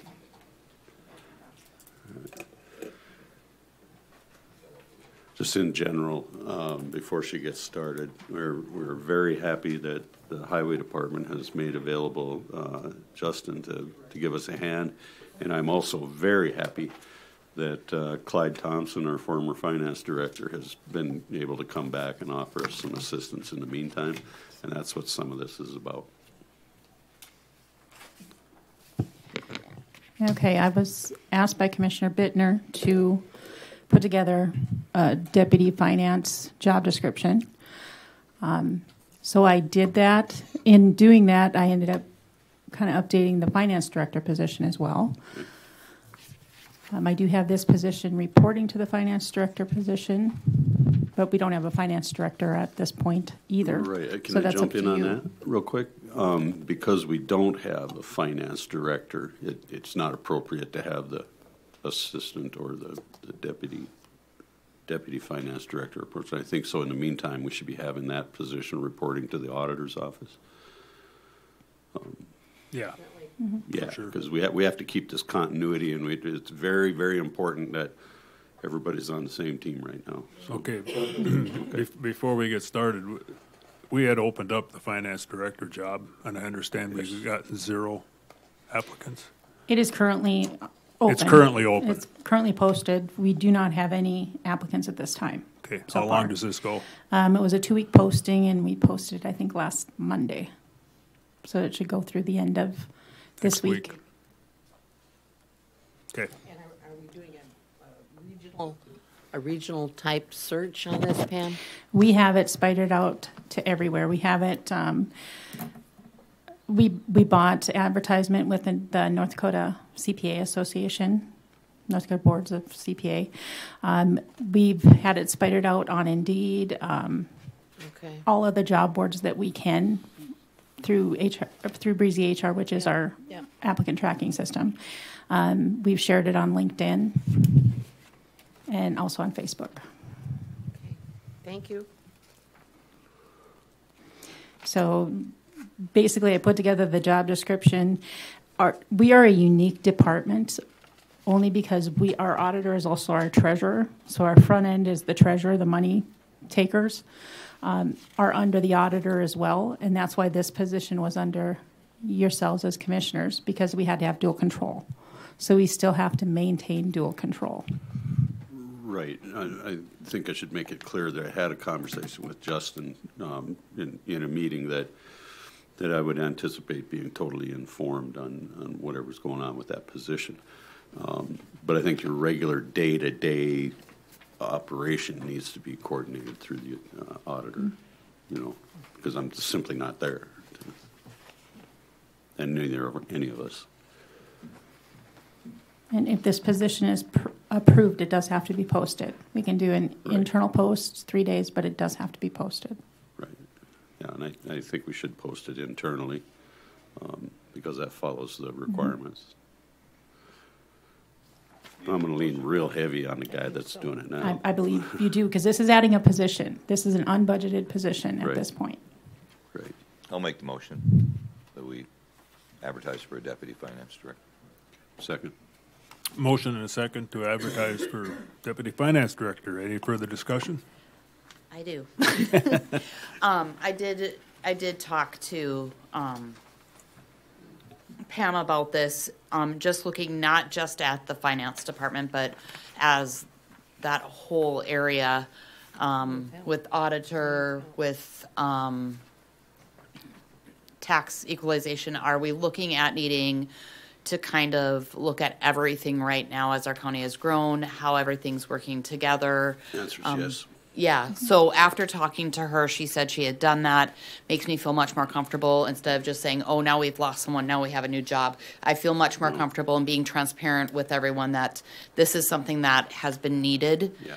Probably a long time with the amount of taxes, mills, finances that our county is now seeing. I don't want the taxpayers to feel like we're just creating a new position, but with the amount of work this is much needed. I should elaborate a little bit. Thanks for bringing it up, but we've run into some real clear indications that we need some additional staff here and there. We don't have the ability at this point for anybody to even cross-train into different departments within the department. And right about now, that really caused us some issues.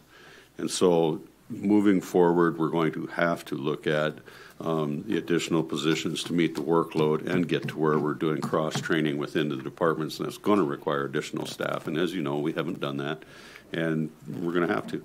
So those positions have to be able to pinch hit if somebody's out on vacation or, so that's ultimately what we're moving towards, is more of a, just a better team.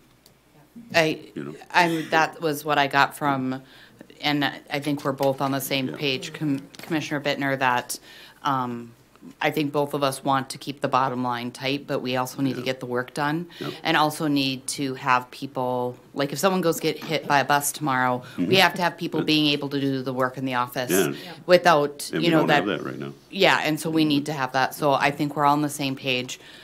So that was I just wanted a discussion of, things have been in the news. We kind of I want people to know why we're making the decisions regarding their tax dollars and growing a department. So that's the only discussion I wanted, just to fully have everyone informed moving forward. Any further discussion? Hearing none, call the roll, please. Commissioner Bittner? Yes. Commissioner Matthews? Yes. Commissioner Jones? Yes. Commissioner Armstrong? Yes. Chairman Peluso? Yes. Thank you, Pam. Home rule charter recap, we can skip that one. Yeah. County election manager White. You missed 11. 11. Yeah. County highway accountant Schultz, ARPA audit report. Sorry, forgot you in your first big move here. Thank you, Mr. Chairman, Commissioners. I've been working with Auditor Vetter, and we just wanted to give you a quick update on the 10 recommendations that were on the recently completed 2021 audit from the State Auditor's Department. 4 of them, items 1, 2, 4, and 6, were very straightforward items that have been completed and implemented. So, the reporting for ARPA, we need to stay on top of it, but those are very easy fixes. Really, the remainder of them fall under different policies that the State Auditor's Office says we should have in association with spending federal money. What Auditor Vetter and I are working on, and we'll bring those to you as they get finalized, are procurement policies, capital asset policies that the county departments are following. We just don't have them in a formal policy. So we're working to draft those and develop a finance manual so that it's clear for everybody what the guidelines are and what needs to be followed in reference to the federal dollars and the finance department in general. Any questions? No, clear as mud. All right, thank you. Well, if it needs clarification, the federal government is asking that things be in print, and that's something nobody had, and so we're moving ahead and fixing it. Cool. Yeah. All right, thank you. Thank you. Thanks, Justin. Now we can get to County Election Manager White. Erica was unable to make it. Is she here? She's left us a brief sheet. Well, Yep. just She kinda had to another fill you in. engagement, but what she did, you should all have a handout there. Yeah. And she has it all spelled out. And I was on the canvas board today, and I believe we had 29 added votes. Several of them were disqualified because of mailing dates, because of lack of signatures, et cetera. So these are the figures that we did come up with this morning after the canvas board. And I believe them to be true and honest. I was surprised at the low vote turnout. I think we all were. Yeah. 49% of the Yeah. eligible voters in Burleigh. That means I only had to listen to half the complaints we got. Well, 42% I don't know if statewide. I'd take it that far. Yeah, really. I mean, that's just like 15% lower than last. Yeah, unreal. I had some concerns that kind of came up with the election, but I think that we should probably talk about those when Erica's here. But I did have a conversation with a citizen that has requested some public records information from Erica regarding election results. And I think it was September 19th when the request was originally made. And then there was a follow-up email, and I asked her to send me those emails, and she did. What she had said was that she was waiting for information back from the state's attorney. And so I'm just curious if we have a time frame when we're supposed to get this public records request information to a citizen, or if we can, Julie, what do we? So we're supposed to get them done as soon as possible. Okay. I don't recall what that one was about, but if they're looking for. Right, I can explain it so that I can explain it so that everybody's on the page. Her question was, I guess I could go to the email, but I think I can paraphrase it. She wanted to know the total number of votes in Lincoln, the number of absentee ballots and mail-in ballots for Lincoln, and then she wanted to know the voter list, and then she wanted to know when the absentee or mail-in ballots were opened and by whom. And that was the hang-up with Erica's, that she didn't know that she felt comfortable giving out all these names and whatnot for. I think she was okay with the voter list because that, I guess, is a public list that I didn't know about.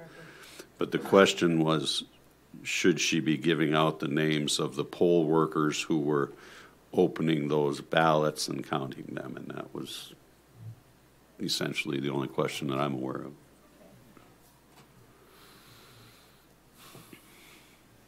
And so we're waiting on that information. My point is, if the citizen is listening, these things take time, and that's why I asked the question about how much time we have, because we can only get to it when we can. This must have been a request for the primary election? Yes, it was. I asked her to forward the email to me.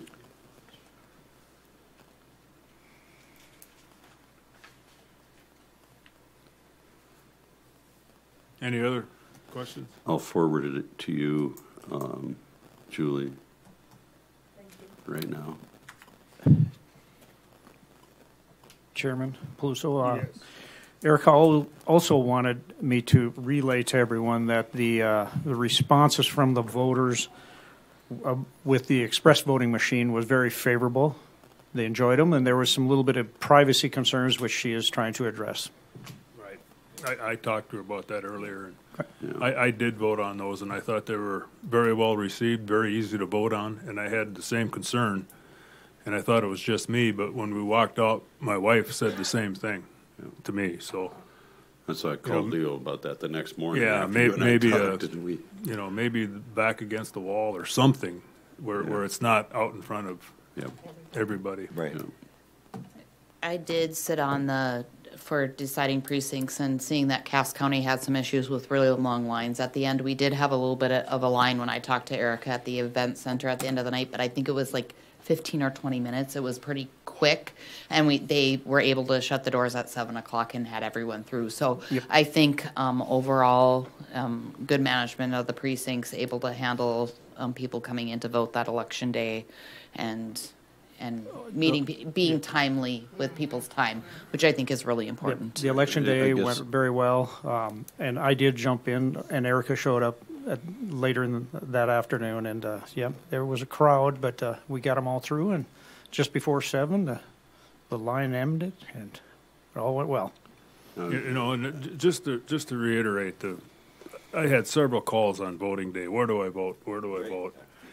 And I'm telling you, we got to seriously look at voting centers, and with those machines, I think it's possible. Well, the event center, anyone could vote there. I understand but that. Otherwise, yes, and those I think the change. If you just had voting precincts around town, and there's a sign that says "Vote here," anybody could go vote there, and how simple. And maybe that 49% would be, 59%, because I know people that didn't vote. No, I had somebody call me, ask where the precinct was. I told them where it was. It says down at the event center. I mean, it's not at Roosevelt School anymore? No. Right. And they said, well, I'm not going down there to vote. Yeah, exactly. Exactly. I was a little bit concerned with there was a little hiccup in between the closing of the polls on the early voting versus election day. And there was an update to, some sort of an update that the vendor initiated and then fixed after they realized that those machines, see, the problem came in that those machines were set up and tested and all ready to go and already set out to the polling locations, and then the vendor came along and did some sort of an upgrade in midstream without even testing the equipment, which led to that delay then the next morning at the precincts. I think that was embarrassing. And I don't think that we should allow a vendor to put us in that sort of a situation again in the future. Anything else for the good of Burleigh County? Happy Thanksgiving to all. Meeting adjourned.